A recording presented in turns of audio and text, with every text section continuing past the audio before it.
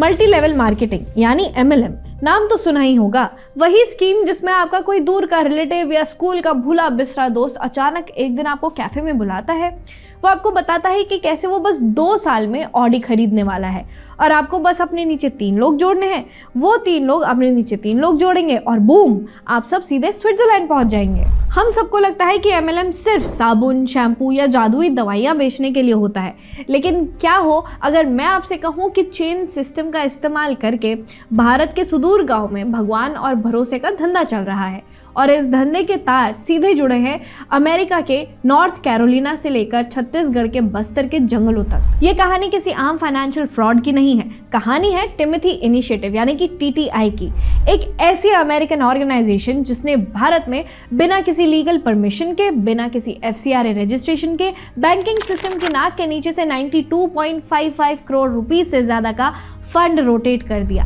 और ट्विस्ट ये है कि इस पैसे का एक हिस्सा सीधे उस इलाके में पहुंचा जहां भारत की सिक्योरिटी एजेंसीज नक्सलियों से लड़ रही है।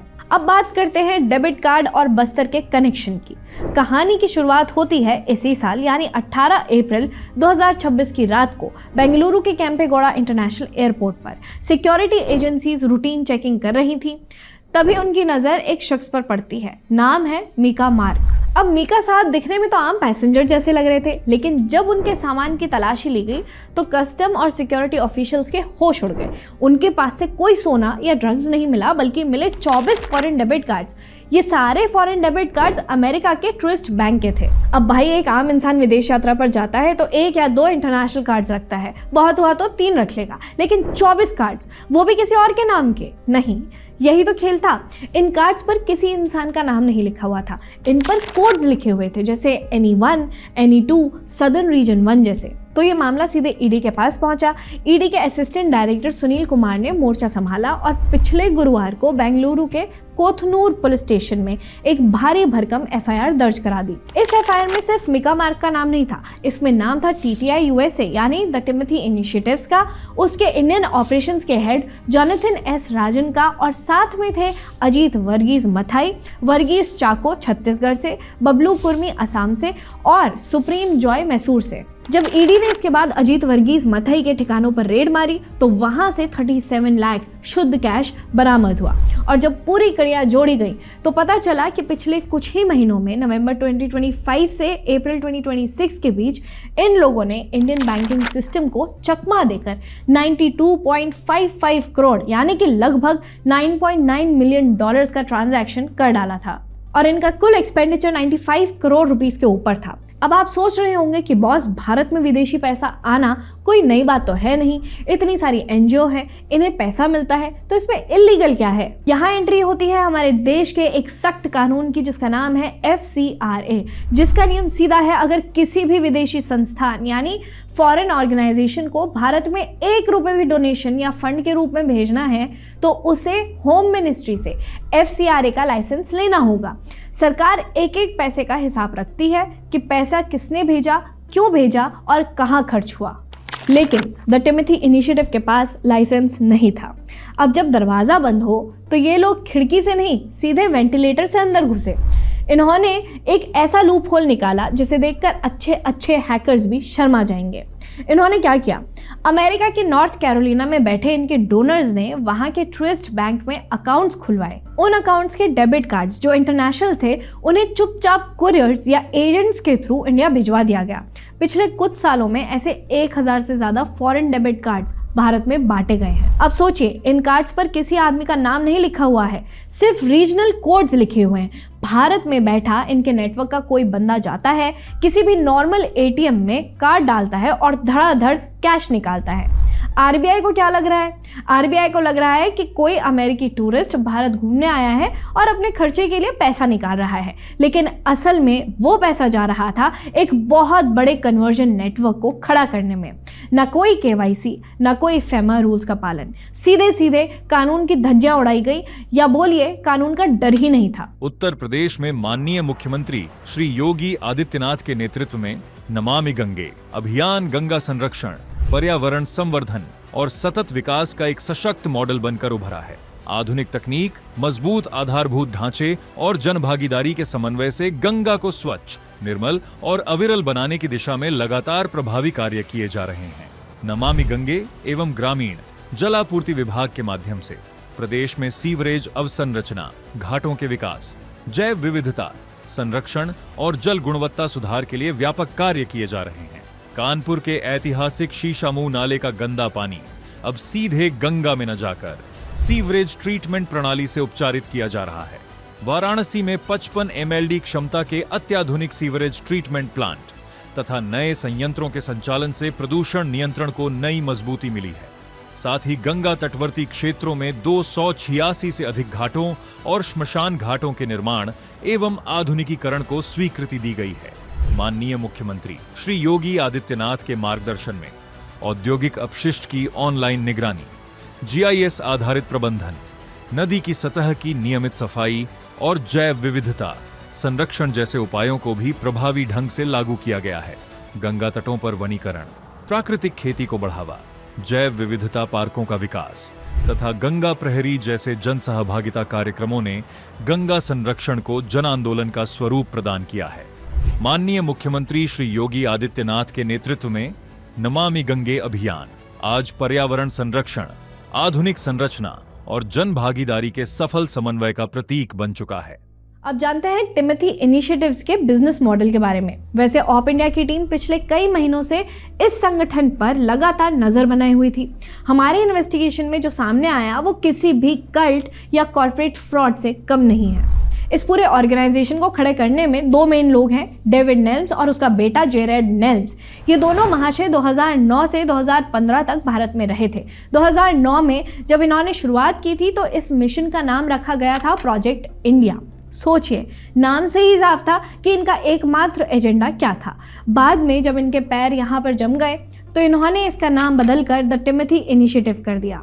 अब बात करते हैं इनके क्रिश्चियन MLM मॉडल की कि ये कैसे अपने अंडर 3-4 लोगों को जोड़ेंगे। इन्होंने भारत में बड़े बड़े आलीशान चर्च बनाने में पैसा खर्च नहीं किया। क्यों? क्योंकि बड़ा चर्च बनेगा तो सरकार की नज़र में आ जाएंगे, लोकल लोगों को शक होगा और खर्चा भी ज़्यादा होगा। इन्होंने निकाला एक सस्ता और टिकाऊ मॉडल जिसे ये कहते हैं हाउस चर्च, यानी किसी भी लोकल व्यक्ति का इसमें घर यूज़ होता था। हर एक हाउस चर्च को स्पॉन्सर करने में अमेरिका से सिर्फ कुछ $100 करीब 25 से 30 हज़ार रुपये भेजे जाते थे। अब इस नेटवर्क को चलाने के लिए इन्होंने बाकायदा बाइबल के किरदारों पर आधारित एक कॉर्पोरेट हायरार्की बनाई हुई थी। तो इसमें सबसे ऊपर आता है पॉल्स। ये होते हैं टॉप लेवल के रीजनल मैनेजर्स। इनका काम होता है बड़े फंड्स को मैनेज करना और अपने नीचे नए एजेंट्स भर्ती करना। दूसरे नंबर पे आते हैं टिमोथीज।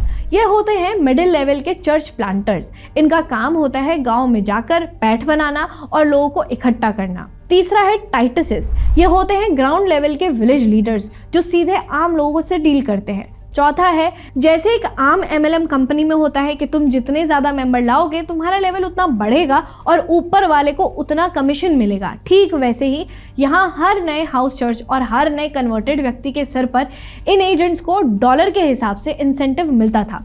और इसी मॉडल के दम पर यह संगठन गर्व से दावा करता था कि इन्होंने भारत में 2 लाख से ज़्यादा सफल कन्वर्टर्स का नेटवर्क तैयार कर लिया है। अब इनका ट्रेनिंग मैनुअल देखते हैं जिसमें आप जानेंगे कि सांप भी मर जाएगा और लाठी भी नहीं टूटेगी। अब आप कहेंगे रितिका, लोग इतने भोले तो होते नहीं हैं कि कोई भी आकर उनको कन्वर्ट कर दे। इसके लिए तो बहुत अपोज होता होगा ना। हाँ, विरोध तो होता था और इसी विरोध से बचने के लिए TTI ने बाकायदा अपने कार्यकर्ताओं को एक मैनुअल दे रखा था। ऑप इंडिया की जांच में इस मैनुअल के जो अंश सामने आए हैं वो आंखें खोलने वाले हैं। इसमें साफ साफ सिखाया गया है कि सांप भी मर जाए और लाठी भी न टूटे वाली स्ट्रैटेजी कैसे अपनानी है। इस ट्रेनिंग मैनुअल में वॉलंटियर्स को ये इंस्ट्रक्शंस दिए गए थे। नंबर 1, हिंदू मेजॉरिटी गाँव में सीधे जाकर अपनी पहचान मत बताओ, पहले वहाँ के लोकल लोगों से घुलने मिलने का नाटक करो। नंबर 2, गाँव में जो कास्ट लीडर्स या बड़े बुजुर्ग हैं सबसे पहले उनसे दोस्ती करो, उनका भरोसा जीतो। अगर गाँव का मुखिया या बड़ा नेता आपके पक्ष में आ गया तो बाकी गाँव को संभालना आसान हो जाएगा। नंबर 3, स्थानीय रीति रिवाजों का विरोध मत करो बल्कि उनका इस्तेमाल करो। उनके भजनों की धुन पर अपने गाने गाओ। इसे ये अपनी भाषा में डिस्कवरी बाइबल स्टडी कहते हैं, जहाँ एक सोशल सर्विस या सोशल ग्रुप की आड़ में धीरे धीरे लोग का माइंड वॉश किया जाता है। इनके इस खेल में अकेले टीटीआई शामिल नहीं था। अमेरिका और कनाडा के कई बड़े बड़े चर्चेस जैसे केंसिंगटन चर्च, वुडडेल चर्च और मिशन ग्रोव चर्च इन्हें लगातार बैक एंड सपोर्ट, पैसा और ट्रेनिंग दे रहे थे। इनके pastor time to time tourist visa पर भारत आते थे, इन चर्चेस का मुआयना करते थे और वापस भी चले जाते थे। अब एक बार जान लेते हैं इसका रेड कॉरिडोर कनेक्शन। लेकिन दोस्तों, कहानी यहाँ तक भी लिमिटेड रहती तो शायद ये सिर्फ एक फाइनेंशियल फ्रॉड या इलीगल कन्वर्जन का मामला होता। इस केस का जो सबसे डरावना और सीरियस एंगल है जिसने देश की सिक्योरिटी एजेंसीज के कान खड़े कर दिए, वो है इसका लेफ्ट विंग एक्सट्रीमिज्म यानी कि नक्सलवाद कनेक्शन। ईडी की जांच में यह साफ हुआ कि इस 92.55 करोड़ के इलीगल फंड्स में से एक बड़ा हिस्सा लगभग 6.34 करोड़ सीधे छत्तीसगढ़ के बस्तर, धमतरी और असम के उन इलाकों में भेजा गया जो नक्सल प्रभावित है। अब जरा क्रोनोलॉजी समझिए।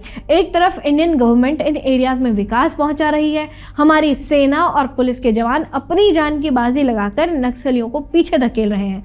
दूसरी तरफ उसी सेंसिटिव वैक्यूम में ये अमेरिकी पैसा पहुंच रहा है। सोशल सर्विस और रिलीजन के नाम पर आदिवासियों को देश की मुख्य धारा से काटने की कोशिश की जा रही है। अब जरा बेंगलुरु के कोथनूर पुलिस स्टेशन में दर्ज इस एफआईआर को ध्यान से देखिए।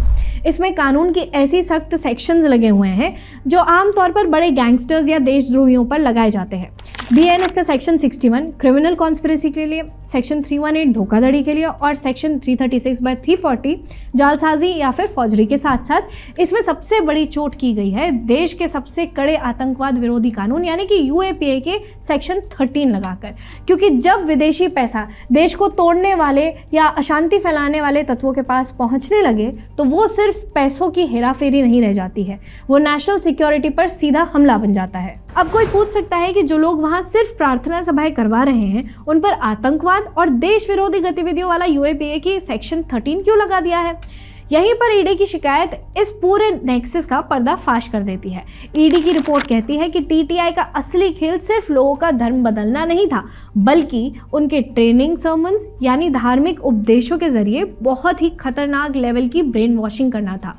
इन भोले भाले आदिवासियों के दिमाग में धीरे धीरे ये जहर भरा जा रहा था कि इंडियन स्टेट, देश का कानून और उनका खुद का मूल समाज उनका असली दुश्मन है। अब एक बार आप ठंडे दिमाग से समझिए। एक तरफ बस्तर के जंगलों में नक्सली बंदूक के दम पर आदिवासियों को भड़काते हैं कि ये देश तुम्हारा दुश्मन है, और दूसरी तरफ अमेरिकी डॉलर के दम पर ये हाउस चर्च वाले प्यार से रिलीजन की आड़ में उनके दिमाग में ठीक यही बात प्लांट करते हैं। यानी दोनों का मकसद बिल्कुल एक ही है, देश की इंटरनल सिक्योरिटी को खोखला करना और ट्राइबल इलाकों में भारत सरकार के खिलाफ एक असंतोष खड़ा करना।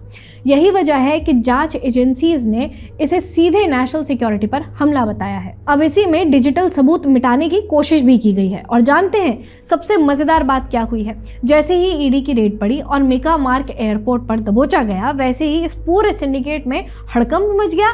आनन फानन में टीटीआई की जो भारतीय वेबसाइट थी उसे बंद कर दिया गया। इतना ही नहीं, जांच एजेंसी को पता चला कि अमेरिका में बैठे इनके आकाओं ने रिमोट एक्सेस का इस्तेमाल करके भारत में मौजूद सिस्टम का डेटा, चैट्स और बैंकिंग रिकॉर्ड्स सब हटा दिया है। और ये सब इसलिए हुआ ताकि कोई सबूत ना बचे। जब मैंने खुद इस वीडियो को बनाने से पहले द टिमोथी इनिशिएटिव की वेबसाइट सर्च करने की कोशिश की तो भारत में पूरी तरह से ब्लॉक दिखाई दी है। लेकिन कहते हैं ना कि कानून के हाथ लंबे होते हैं और डिजिटल फुटप्रिंट पूरी तरह कभी मिटते नहीं हैं। जो सच ऑप इंडिया की टीम पिछले कई महीनों से अपने रिपोर्ट्स के जरिए आपके सामने ला रही थी, आज उस पर देश की सबसे बड़ी ईडी ने अपनी मुहर लगा दी है। ये पूरा मामला हमें ये सोचने पर मजबूर करता है कि जो चीज़ें हमें बाहर से बहुत ही मासूम, चैरिटी या सोशल सर्विस जैसी दिखती हैं, उनके पीछे की क्रोनोलॉजी कितनी गहरी और खतरनाक हो सकती है। इस पूरे मामले पर आपकी क्या राय है? क्या आपको भी लगता है कि ऐसे फॉरेन ऑर्गेनाइजेशंस पर और ज़्यादा सख्त कार्रवाई होनी चाहिए? उसके बारे में हमें कमेंट सेक्शन में ज़रूर बताइए। मैं हूँ ऋतिका चंदोला, आप देख रहे हैं ऑप इंडिया। अगर आपको ये इन्वेस्टिगेटिव वीडियो पसंद आया है तो इसको लाइक करिए, चैनल को सब्सक्राइब करिए और अपने दोस्तों के साथ इस वीडियो को शेयर कीजिए। धन्यवाद।